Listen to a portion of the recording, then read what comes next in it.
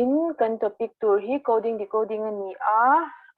mark put za chu up to 5 marks ani atlang puin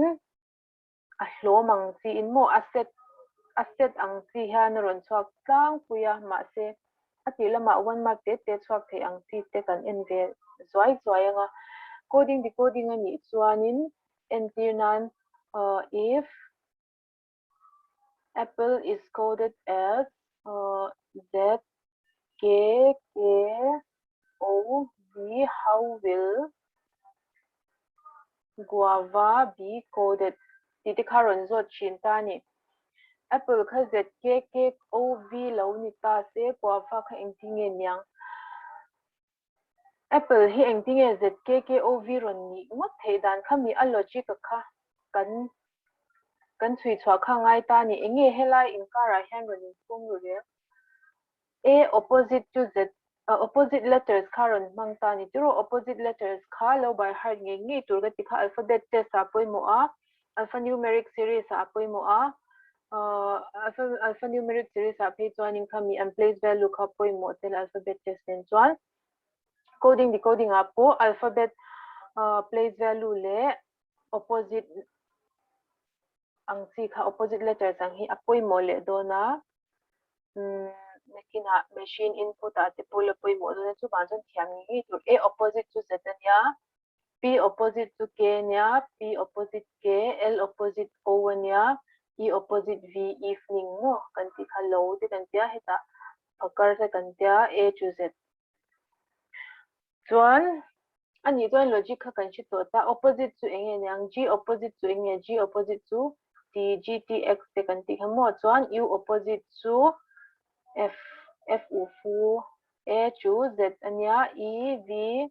Z D F Z E Z kakan answer to kani meta ni kata a question in na aron pe ka logic kan chui chwa phot chuni zo a answer zun chwa intirnan apple tho khalo ni ta se A P P L E apple tho khalo ni ta se B O Q K F Tilaw ni ta sengin engtinge guava ka kan code ve ang B A plus 1 B tiro A plus 1 B P minus 1 O P plus 1 Q L minus 1 K E plus 1 F plus 1 minus 1 ang kana kaldon ta ni plus 1 minus 1 plus 1 minus 1 plus 1 G plus 1 H T minus 1 U minus 1 T A plus 1 B V minus 1 U A plus 1 B H T B U B ka kan answer to hetiang khanin a logic ka kan zung chwa ka nga khami mang khanin hetiang 1 mark te ang hi chu kan thang thei don ani on question akan kalanga khatiang chikha in a certain code beaming is represented as clear is written as this trial written in this code in that code inting a trial kha kan code beta kang beaming nonga ito ave ula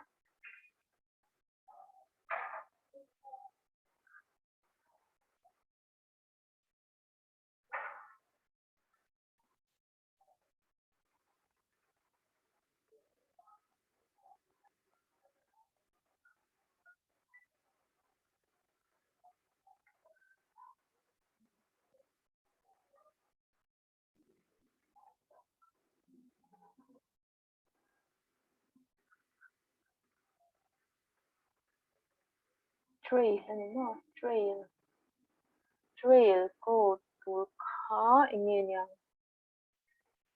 kan hu masak hei bera chu hei alai hi tanglam lo ro alai hi tanglam lo wa heta po lai hi tanglam lo wa ani chuan heta po alai hi e ni don ro chuanin E F N O E plus 1 F N plus 1 O alai taka kan chena alai tak te pahi lekha plus 1 ve nya heta hi chuan ni ve lo alai nei ve lo khami logic kha chu work don lo ni ka tro hi chu work ri lova tinge nyang BBSC heta BC tro B atangin C a kala A atangin B a B atangin F a alai nei ni chuan middle letter nei ni chuan mo B atangin C a mo khatiang tho khan I J tro G H N O L M C D A B C Q R S mo chuan khatiang tho chuan ti hian a kal don ni chu hian R S T U I J L M S U A M J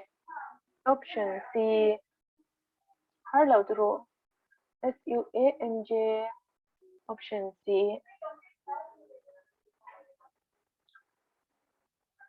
chuan kasui ang khanin question hi atam thei ang ber in practice nan low in research te lo nei ve ta ula coding decoding practice question 4 SBI POT ang ti te pun lo search ula heti question kha tam tak kharon om don ani to tam tu ko om lo o te anga hi chuan mit te a fing du amo to tam hian style STYL is style LSYET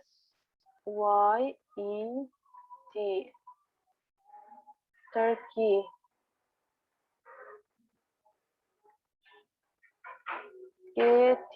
KTRYU zebra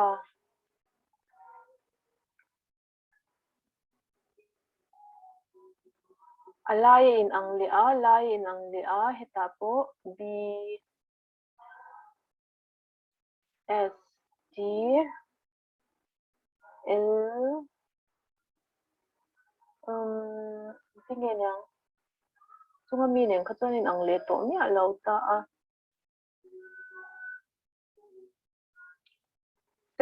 first letter ajang entin ang first letter hi second aron oma tiro heta po first letter hi second aron oma first letter hi second aganda ve ang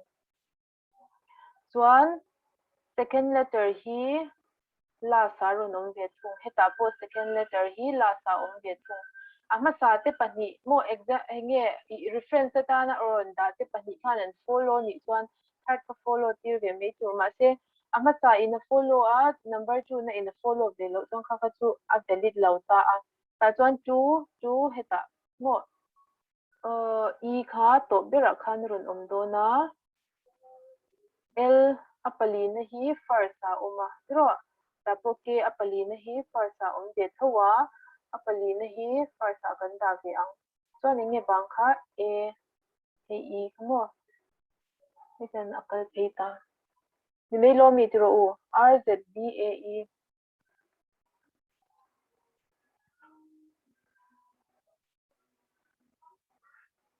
engma athar om nova letter kha sun kwal tel me ni kha provide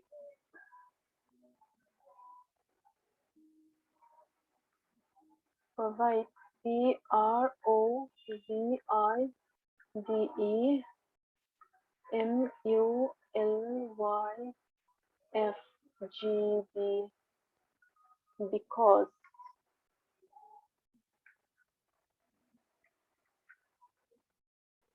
opposite letters to nilauturo M opposite to P nilafa opposite letters to nilava P MNOP tro RSTU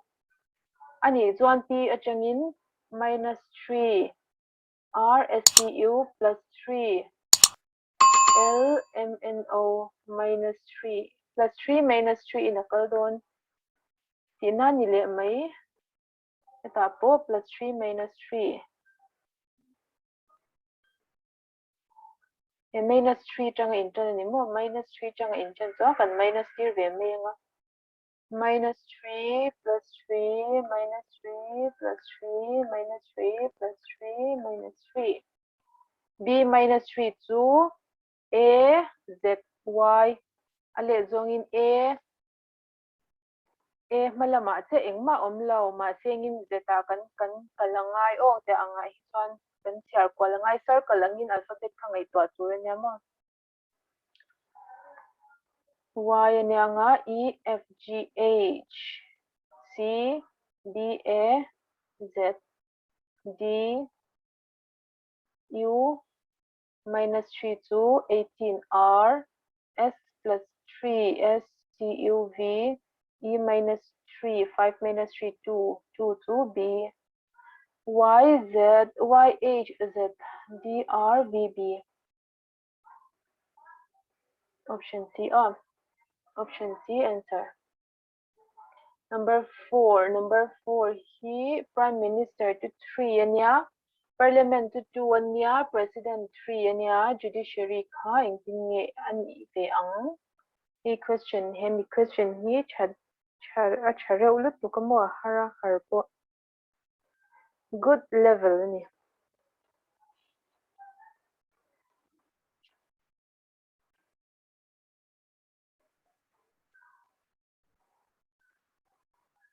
ngai twal thin tel adang lambi nal me hi chu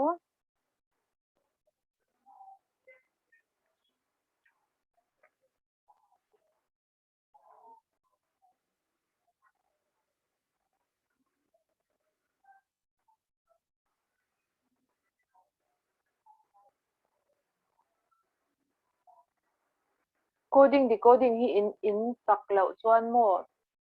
machine input output a point tak thei lawang hi machine input output hi decoding extended level ania semin decoding ania nga chuan khami extend na khanin machine input output a kai sang chho angani ta mo chubang chuanin hita anga hei inside logic ang kha chui chhuat thiamangai ni chui chhuat thiam tu chuan practice tamangai question chi hrang kan ton tamangai prime minister kha 3 engting nge aron ni ngot parliament kha 2 engting nge ni ngot ti kha kan zon chuangai ta ni kan zon dan tu chu prime minister hi te ang reng renga chuanin mo ingai to tu chu decoding ang type shimai hi chuan inge number of letters te number of vowels engza nge om consonant engza nge om ti lampang te khatiang te po kha ingai to tel fek ngai ni an place value chungchang ani emo an opposite letters ni emo an opposite nge reverse place value ang ti te po kan thiam vek angaya ngai tuan ha kan ti zaw ngai lutuk ta ni mo number of letters heta hi the number of letters karon mang tel tat meya 1 2 3 4 5 6 7 8 9 10 11 12 13 letters sa oma chuan vowels engza ni kan nei 1 2 3 4 5 vowels panga kan nei atro vowels panga kan nei ya consonant chu engza ni kan nei ang pariat consonant pariat kan nei ya vowels panga kan nei ya 8 minus 5 to 3 aron ni ta chu 3 kan mu dang kha ni ta ma se parliament le president a hian a applicable ve MT kha kan zon phutanga applicable ve lo chuan logic dang kan ngei to ngai ti na ni kan zong ve chinang 1 2 3 4 5 6 7 8 9 10 10 letters sa oma 1 2 3 4 4 vowels sa oma 6 consonants sa omdon tinanya tiro 6 minus 4 to 2 anya 2 karon chok vele cha president ta kan ti vele anga 1 2 3 4 5 6 7 8 9 9 letters anya 1 2 3 3 vowels 6 consonants ani don tinanya 6 minus 3 to 3 ani khatiang ang khanin judiciary hi kan code ve ngai don tinani chu 1 2 3 4 5 6 7 8 9 9 chuan 1 2 3 4 4 vowels 4 vowels ania consonant chu 5 5 minus 4 to 1 option C option C answer ni ngal mà sẽ khát ya ang ani wang khanin question da nga po ni vet don tina ni chuang lo mo le number 5 in a certain code just is written as late is written as this and how it stays written in this code. This is a simple over just hash at the rate percentage dollar late plus arrow dollar star taste and in tinta ula a simple thayang beranya hi chumo direct top in aron petania code kha t ani $1 hey t heta po ma dollar v an neya heta hian dollar ni lovin sign dang te kharon mangta se entir nan percentage tu hang to exclamatory mark te ron mangta se t ve si an symbol in lo chon hetiang ang tu na ka ti tum da lang hian thei don lo ta ni amai ro chu tu na chuanin t ve kharon in anga tiang hian kan code top thei ni chu a ni chuanin arrow anga s ni chon percentage anga t dollar ani lenga e chu star ania option B on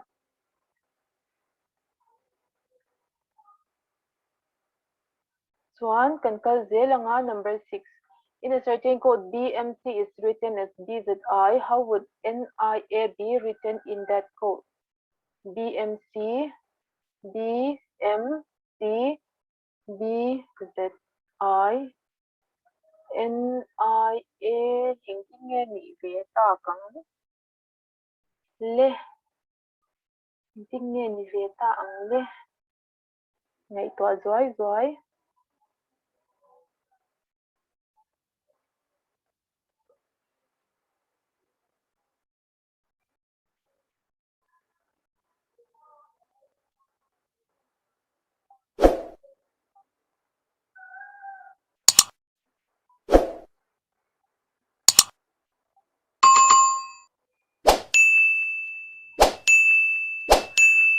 NCR niya.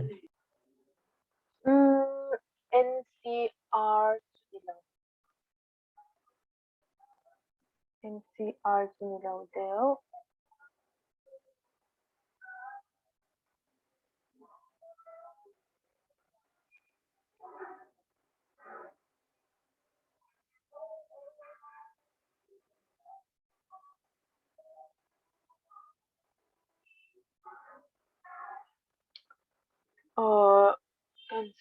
B alphabet and place value khalo saita ila B to 2 anya M to 13 anya C to 3 anya tro eta B to anya Z 23 and 26 anya I 9 anya 2 le 2 13 le 26 3 le 9 engting anin relate dan tu mita ang 2 into 1 is 2 tiro 13 into 2 is 26 23 3 into 3 is 9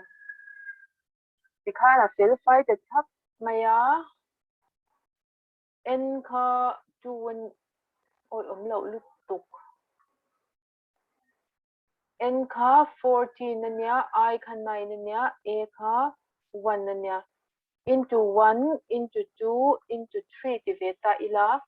14 18 3 is wakang 14 to n nya 18 to r nya 3 to c nrc ncr nilavin nrc oh